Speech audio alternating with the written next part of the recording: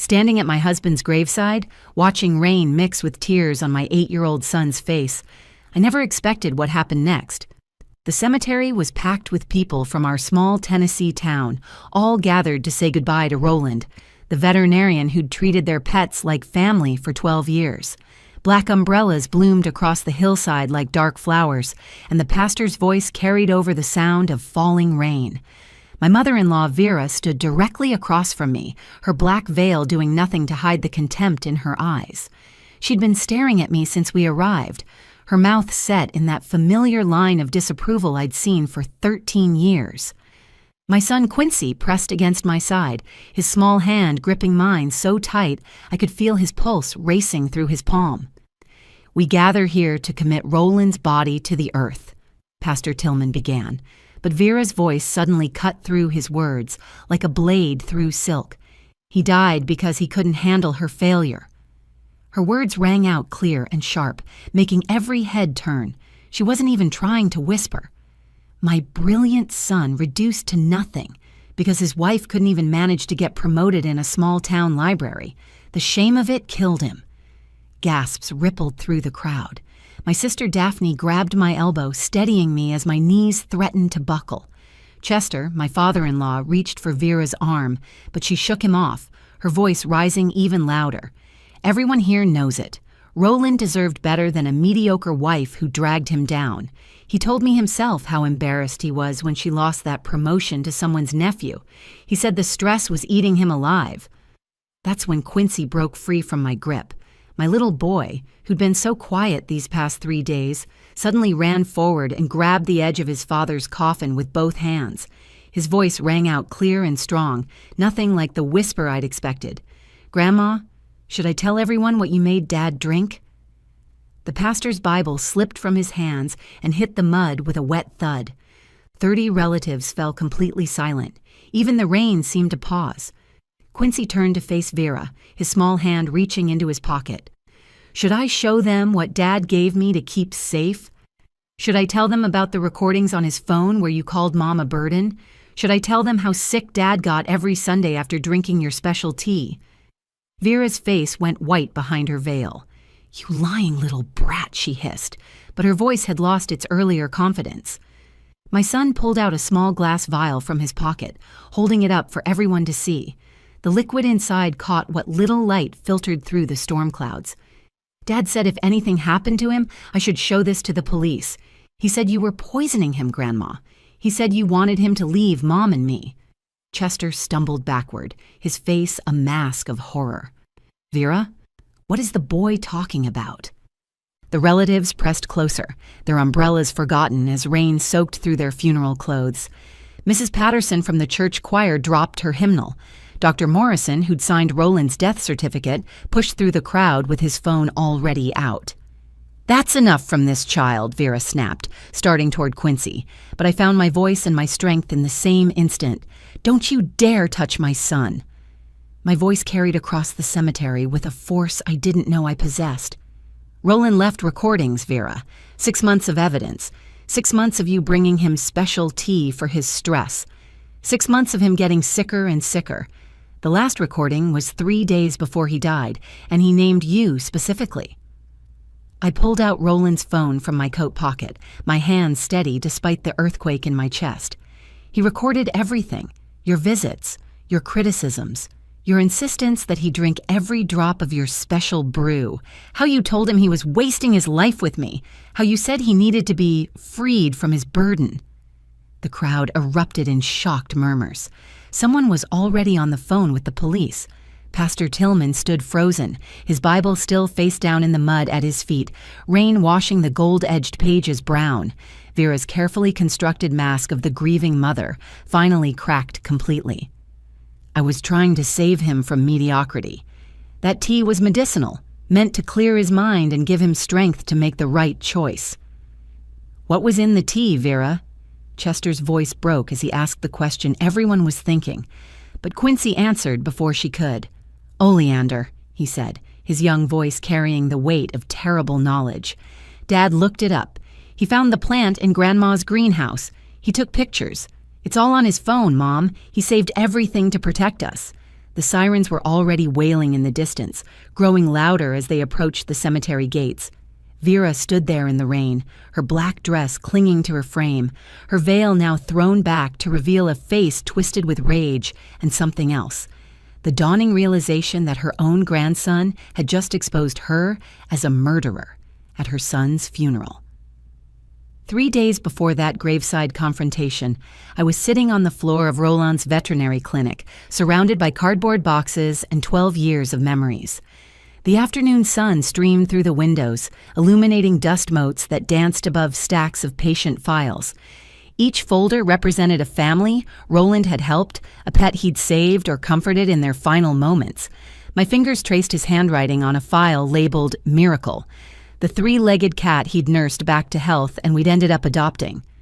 "Mom, why did Dad get so tired all the time?" Quincy asked from the doorway, holding his father's stethoscope around his neck like Roland used to wear it.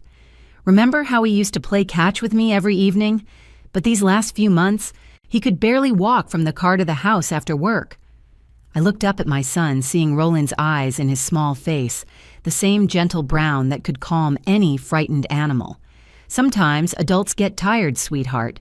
Your dad worked very hard taking care of all those animals." But even as I said it, doubt gnawed at me. Roland had been the healthiest person I knew. He ran 5 miles every morning before work, never smoked, barely drank, and at 36, his last physical showed perfect results. That was 7 months ago, just before Vera started her Sunday tea visits. He kept saying his stomach hurt after visiting Grandma Vera, Quincy continued, walking over to sit beside me. "Last Sunday, he threw up in the parking lot after we left her house. He made me promise not to tell you because he didn't want you to worry." The revelation hit me like cold water. Roland had been protecting me even while he was suffering. Classic Roland, always putting others first. I pulled Quincy close, breathing in the scent of his strawberry shampoo, trying to hold myself together for his sake. My sister Daphne arrived from Memphis that afternoon, her rental car pulling up just as Chester was leaving. He dropped off some of Roland's childhood things that Vera insisted should be returned to me, though I suspected she just wanted them out of her house. Chester looked older than his 65 years, his shoulders slumped with a grief that seemed to go deeper than just losing his son. "How are you holding up, Bethany?" he asked, his voice barely above a whisper. "We're managing," I replied, though managing felt like too strong a word for the autopilot state I'd been functioning in. "Vera wanted me to remind you that she'll handle the funeral arrangements. She has very specific ideas about how Roland should be remembered." He couldn't meet my eyes as he said it. After he left, Daphne helped me sort through more boxes while Quincy played with Miracle in the next room. "Something feels wrong about all this, Beth," she said, setting aside a stack of veterinary journals. "Roland was healthy as a horse. Hearts don't just stop in healthy 36-year-old men." "The death certificate says cardiac arrest," I replied mechanically, having repeated this information so many times it had lost its meaning. "But what caused it? Did they do an autopsy?" Vera insisted it wasn't necessary. She said it would delay the funeral, and Roland wouldn't have wanted that. Dr. Morrison agreed since Roland had no history of drug use or suspicious circumstances. Daphne frowned, her lawyer instincts clearly triggered. Vera decided, "Beth, you're his wife. That should have been your decision." She was right. But in those first horrible hours after Roland's collapse, I'd been too shocked to fight Vera on anything. She'd swooped in like a general commanding troops, making decisions while I sat in the hospital corridor, trying to understand how my husband had gone from complaining about mild stomach pain to being pronounced dead in the space of 2 hours. That evening, as I tucked Quincy into bed, he pulled something from under his pillow. It was a small glass vial carefully wrapped in tissue paper. "Dad gave this to me last week," he whispered, as if the walls might be listening. "He said it was our secret. He said if anything happened to him, I should keep this safe and give it to you or the police. He said Grandma's tea was making him sick, but she kept saying it was good for stress." I held the vial up to the light. The liquid inside was pale green with small dark specks floating in it. My heart began racing as the implications crashed over me. "Quincy, did Dad say anything else?" "He said Grandma called you a failure. He said she wanted him to divorce you and move to Nashville to work at the university hospital. But Dad said he loved our life here. He said you were the best thing that ever happened to him, and he would never leave us. Then he started recording her visits on his phone. He showed me where he hid the phone in his desk drawer at the clinic under the prescription pads. The morning of the funeral arrived gray and oppressive, with storm clouds gathering like an omen over our small Tennessee town. I stood in my bedroom, staring at the black dress I'd never wanted to own, when I heard Vera's voice downstairs. She'd let herself in with the spare key I'd forgotten she had, her heels clicking against our hardwood floors with military precision. "Bethany, where are the photo displays?" she called up, not bothering with a greeting. "I specifically told Chester to inform you I'd be arranging Roland's childhood photos. People should see the accomplished young man he was before everything went sideways." I descended the stairs slowly, finding her in my living room with 2 boxes of photographs and a stern-faced woman I didn't recognize. Vera wore an expensive black suit that probably cost more than our monthly mortgage, her pearl necklace gleaming against the severe fabric. "This is Mrs. Whitmore from the Nashville Tribune," Vera announced. "She's writing an obituary about Roland's potential contribution to veterinary science. Had he pursued the university position instead of staying in this backwater town?" "Roland loved this town," I said, my voice steadier than my hands. "He chose to stay here because this was where he wanted to build our life." Vera's laugh was sharp and bitter. Chose? Or was manipulated into staying by a wife who couldn't succeed anywhere else? "That promotion you lost last spring broke his heart, Bethany. He told me he felt like he was carrying the whole family's reputation on his shoulders." "That's not true," Quincy's voice rang out from behind me. He stood on the staircase, already dressed in his funeral suit, his small fists clenched. "Dad said Mom was the best librarian in the state. He said Mr. Holbrook only gave the promotion to his nephew because of nepotism. Dad even wrote a letter to the library board about it." Vera's eyes narrowed dangerously. "Children should be seen, not heard, Quincy. Your father clearly forgot to teach you proper manners, among other failures in this household." "Don't speak to my son that way," I said, moving between them. "Your son?" Vera stepped closer, her voice dropping to a venomous whisper that Mrs. Whitmore strained to hear. "The son who will now grow up without a father because you couldn't provide the life Roland deserved? The stress of being married to someone who couldn't even advance in a small-town library killed him. Everyone knows it. The relatives have been talking about it all week." That's when I noticed Quincy pulling something from his pocket, the small glass vial catching the morning light. My heart jumped, but before I could stop him, he held it up. "What's that, sweetheart?" I asked, though I already knew. "Dad gave it to me last week," he said, his voice clear and brave. "He said if anything happened to him, I should keep this safe. He said Grandma's tea made him feel sick, but she kept saying it was good for stress. He saved some of it in this vial." The room went silent. Even Mrs. Whitmore stopped scribbling in her notebook. Vera's face cycled through emotions. Surprise, anger, then a calculated coldness that made my blood chill. "What an imagination this child has," she said, forcing a laugh. "Roland always said the boy was too sensitive, making up stories to deal with his grief, I suppose." Daphne chose that moment to enter from the kitchen, having heard everything. "Making up stories? Then I suppose Roland made up these voice recordings too?" She held up Roland's phone, which we'd retrieved from his clinic desk the night before. Vera's carefully maintained composure cracked slightly. "What recordings?" 6 months' worth, Daphne said, her lawyer voice in full effect, including one from last Sunday where Roland says, and I quote, "Mother brought her special blend again. She watched me drink every drop, stomach cramping within an hour. She mentioned Bethany's failure at work 4 times during the visit. Said I deserved better. I'm scared of what she might do." Chester appeared in the doorway, having arrived for the funeral. His face paled as he took in the scene. "Vera, what are they talking about?" "They're trying to create drama on the day we bury our son," Vera snapped. "This is what Roland had to deal with, Chester. A paranoid wife, a sister-in-law trying to make trouble, and a child being raised with no respect for his elders." "No," Chester said slowly, his voice gaining strength. "I want to know about this tea. You told me it was an herbal blend for stress. You said it would help Roland think clearly about his future." "It was medicinal," Vera's voice rose sharply. Ancient herbs to clarify the mind and strengthen resolve. Roland needed to see that he was wasting his potential here. Every Sunday I tried to help him, understand that he could do so much better than this life, this wife, this mediocre existence she'd trapped him in. The church was packed beyond capacity, with people standing along the walls and spilling into the vestibule. Roland had touched so many lives in our community that it seemed the entire town had come to say goodbye.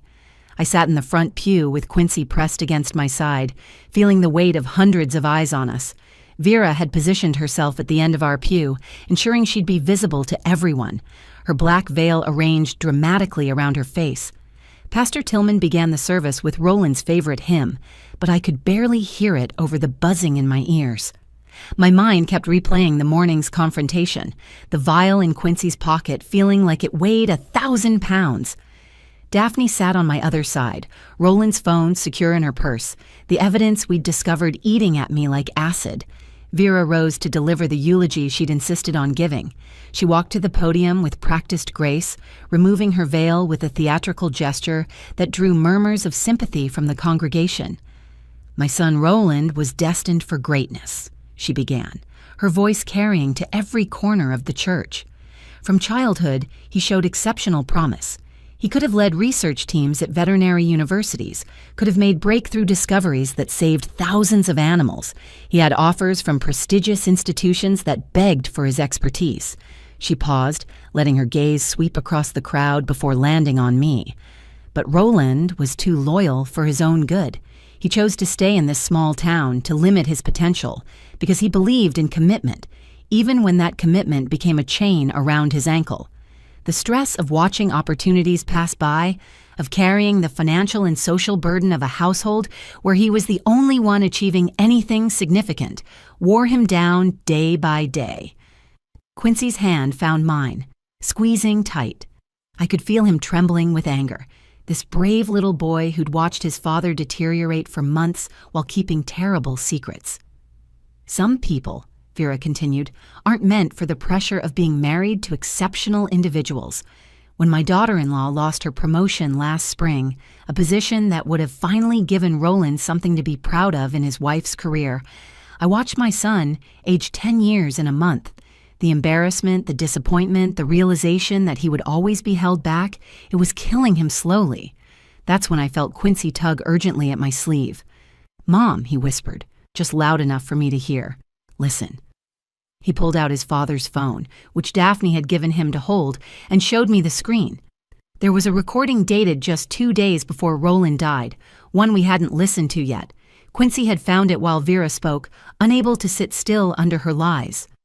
I held the phone to my ear, volume low, and heard Roland's voice, weak but clear. "If something happens to me, please know Bethany is the love of my life. Mom has been poisoning me. I have proof. The tea contains oleander extract. I found the plants in her greenhouse, researched the symptoms. They match everything I've experienced. I've been documenting everything. I love you, Beth. I love you, Quincy. I'm so sorry I couldn't stop her sooner." The decision crystallized in that moment. I could let Roland be buried with Vera's narrative hanging over his memory, branded as a man destroyed by his wife's mediocrity, or I could honor his courage in documenting the truth. I stood up in the middle of Vera's speech, my movement causing a ripple of gasps through the congregation. "Excuse me," I said, my voice carrying clear and strong. "I have something that needs to be shared." Vera's face flushed with anger. "Sit down, Bethany. This is neither the time nor place for your dramatics." "You're right," I said, walking toward the podium. "The time was 6 months ago when you started bringing Roland your special tea. The place was your greenhouse where you grew the oleander plants you used to make it." The church erupted in shocked murmurs. Pastor Tillman stood from his chair, uncertainty written across his face. Chester had gone completely white, gripping the pew in front of him. "These are the delusions of a grieving widow," Vera announced to the crowd. "She can't accept that her husband died from the stress she caused." I held up Roland's phone. "Roland left us recordings, Vera. 6 months of evidence. He documented every visit, every cup of tea, every symptom. He photographed the oleander plants in your greenhouse. He saved samples of the tea. He did it all to protect us, because he knew no one would believe him without proof. Quincy stood up beside me, pulling out the vial. "My dad was brave," he said, his young voice echoing in the stunned silence. He knew Grandma was making him sick, but he kept collecting evidence. He told me the truth because he wanted someone to know, someone who could speak up if he couldn't. The walk from the church to the cemetery felt like a funeral procession through thick molasses. The storm that had threatened all morning finally broke as we gathered around Roland's grave, rain falling in heavy sheets that turned the ground to mud within minutes. The pallbearers struggled to position the coffin over the grave, their polished shoes slipping on the wet grass. I stood with Quincy under a black umbrella that Daphne held over us, though the wind kept blowing rain sideways into our faces. Pastor Tillman opened his Bible, water immediately spotting the delicate pages. "We gather here to commit Roland's body to the earth," he began, raising his voice above the rain. "Earth to earth, ashes to ashes, dust to dust, in sure and certain hope of the resurrection to eternal life." That's when Vera's voice cut through the prayer like a scream in a library. He died because he couldn't handle her failure. She stepped forward from under Chester's umbrella, rain immediately plastering her black dress to her frame. "My brilliant son, reduced to nothing because his wife couldn't even manage to get promoted in a small-town library. The shame of it killed him. Everyone here knows it but won't say it. Roland deserved better than a mediocre wife who dragged him down to her level." The relatives gasped in unison. Mrs. Patterson dropped her prayer book into the mud. Dr. Morrison, who'd signed Roland's death certificate, pushed forward through the crowd. Chester reached for Vera's arm, but she yanked away from him, her eyes wild with grief and rage. 13 years I watched my son diminish himself for her, Vera continued, pointing at me with a shaking finger. 13 years of watching him pretend that running a small-town clinic was enough when he could have been heading research departments at universities. She trapped him with her small dreams and her failures. When she lost that pathetic promotion, Roland knew he'd wasted his life. The stress ate him alive from the inside. That's when Quincy broke free from my grip. My 8-year-old son ran through the rain and grabbed his father's coffin with both hands, his small body shaking with emotion. "Grandma, should I tell everyone what you made Dad drink?" His voice rang out clear and strong across the cemetery, cutting through the sound of rain on umbrellas. "Should I show them what's in my pocket?" Pastor Tillman's Bible slipped from his hands and hit the mud with a wet thud that seemed to echo in the sudden silence. 30 relatives stood frozen, rain running down their faces like tears. Even the wind seemed to pause, holding its breath for what would come next. Quincy turned to face the crowd, pulling the glass vial from his pocket. The pale green liquid inside seemed to glow in the storm's dim light. "Dad saved this from the tea Grandma brought him every Sunday. He said it was evidence. He said she was poisoning him because she wanted him to leave Mom and me." "You lying child!" Vera shrieked, starting toward him, but Daphne stepped between them, her lawyer instincts taking over. "Don't touch him, Vera," Daphne warned. "There are 30 witnesses here." Chester stumbled backward, his face a mask of horror and dawning realization. "Vera, what is the boy talking about? What was in that tea you made for Roland?" "It was medicinal," Vera screamed, her carefully maintained composure finally shattering completely. Herbs to clear his mind, to give him strength to see the truth about his situation. He needed clarity to understand that he was wasting his life with her. I pulled out Roland's phone, my hand steady despite the earthquake in my chest. "Roland recorded everything, Vera. Every Sunday visit for 6 months, every cup of tea you watched him drink, every time you told him I was a burden he needed to shed." I pressed play on the most damning recording, Roland's weak voice carrying across the cemetery through the phone's speaker. "May 15th, Mom brought her special blend again. She stood over me until I drank it all. Stomach cramping started within an hour. She spent the whole visit talking about Beth's promotion loss, saying I deserved better, that I needed to be freed from my burden. I found oleander in her greenhouse yesterday. I took pictures. The symptoms match everything I've been experiencing. I think my mother is trying to kill me." The crowd erupted. Someone was already calling 911. Dr. Morrison pushed through to us, his face grave. Oleander poisoning would explain the symptoms Roland presented: the cardiac arrest, the gastrointestinal distress he'd mentioned in recent months. My God, why didn't I see it? Because you trusted that a mother would never hurt her son, I said, rain mixing with tears on my face. Vera stood in the downpour, her black veil torn away by the wind, her face a twisted mask of rage and madness. I was saving him. He was meant for greatness, not this pathetic life. The tea was supposed to make him sick enough to take time off, to get away from her influence, to remember who he really was. You killed him, Chester said, his voice broken. You killed our son because he was happy with his life, and you couldn't stand it. The sirens were already approaching, their wails cutting through the storm. The autopsy results came back 3 weeks after the funeral, confirming what Roland had discovered on his own. The oleander extract in Vera's medicinal tea had been slowly destroying his heart and digestive system for 6 months. The toxicologist explained that the doses were calculated to cause gradual deterioration, not immediate death, which made it even more sinister. Vera had wanted Roland to suffer, to become weak enough that she could manipulate him into leaving us. She was arrested the same day the results came in, charged with first-degree murder. The trial revealed the full extent of her planning. She'd researched oleander poisoning extensively, had grown the plant specifically for this purpose, and had even kept a journal documenting Roland's declining health with satisfaction. One entry read, "He's finally starting to see how his life could be different. The weakness is making him vulnerable to truth." Chester filed for divorce from his jail cell visiting room, his voice hollow as he told me, "I knew she was controlling, but I never imagined she was capable of this. I failed Roland by not protecting him from his own mother." He testified against her at trial, revealing years of psychological manipulation he'd been too weak to confront. The trial lasted 2 weeks. Quincy had to testify, my brave 8-year-old son sitting in that witness chair with Roland's stethoscope in his lap for courage. He told the jury about the Sunday visits, about his father's increasing illness, about the recordings Roland had made him promise to protect. When the prosecutor asked why his father had confided in him, Quincy's answer broke everyone in the courtroom. Dad said sometimes kids see truth better than adults because we haven't learned to explain evil away yet.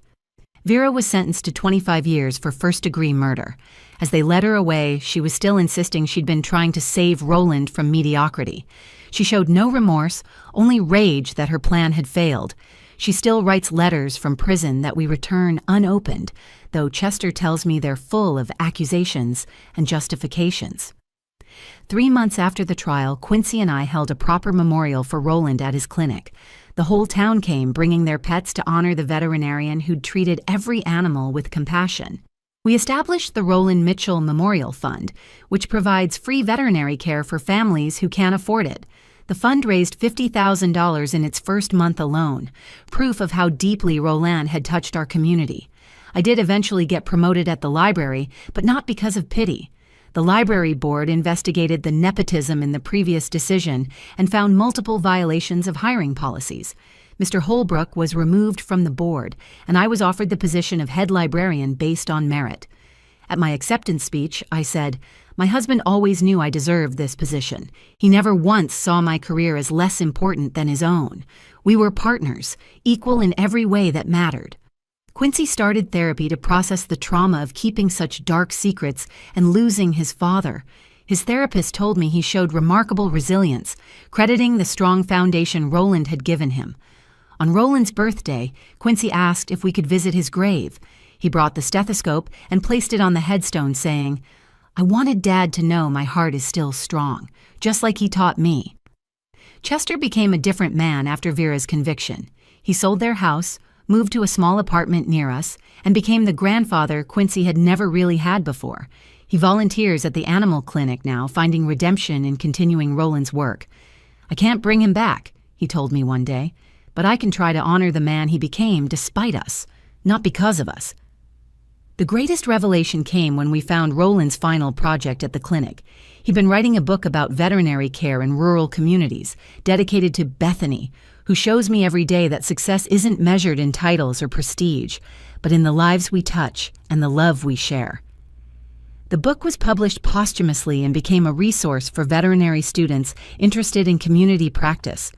1 year later, as Quincy and I planted a garden in Roland's memory, my son asked, "Do you think Dad knew we'd be okay?"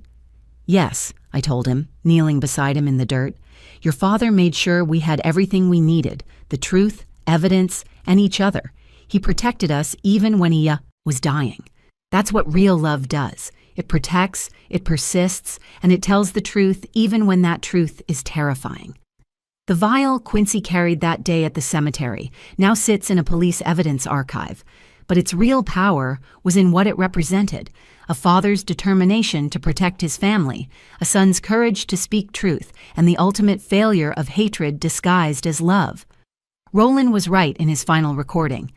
Life isn't about reaching the highest peak. It's about who stands beside you while you climb. Vera never understood that, and it cost her everything: her son, her freedom, and any chance at redemption. If you found this story compelling, please take a moment to like this video and share it with others who might need to hear it.